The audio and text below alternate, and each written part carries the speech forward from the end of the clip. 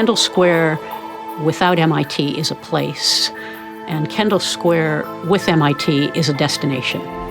It's an attractor of talent. It's an attractor of ideas.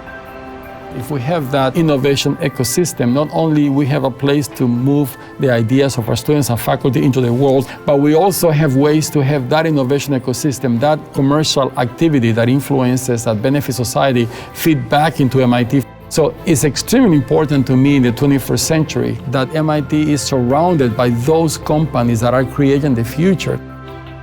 For many years, people would look at Kendall Square and kind of think, well, it's a park and ride. You'd leave the car, get on the T, and ride to Boston. Having grown up in Cambridge, I remember you take the train to Kendall Square on a Saturday, and it was a ghost town. There was just nobody there.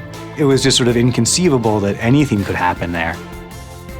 What I think the Kendall project allows is the opportunity to create something that will be a destination for not only our campus community, but also for the residents of Cambridge. I think it's going to create a very vibrant community, that has a mix of residences, office buildings, academic enterprises that interact and exchange ideas on a 24/7 basis.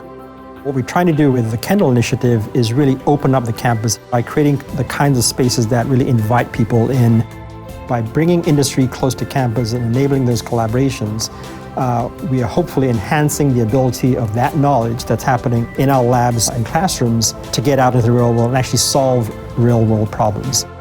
It's a large mixed-use project on the transportation spine in Kendall Square, so above and around the Kendall Square T-stops. These two sites really frame a gateway to MIT. This is a large office building that would have the MIT Museum as an anchor tenant at the lower portion of the building. And as part of that development, the two historic buildings would be renovated. It's clearly the technology innovation hub, but we also want it to be a place where people come to meet.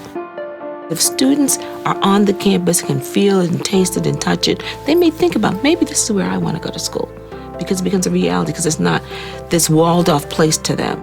We're thinking very hard about how we can make sure that it's a space that is inviting, is welcoming, and is enticing. To have an opportunity to bring residential right to Main Street here, to bring the new graduate housing with new capacity right here on top of the T-stop, to mix that with innovation space, retail, and open space connections really has the opportunity for us to make a dramatic change in what's happening in Kendall Square.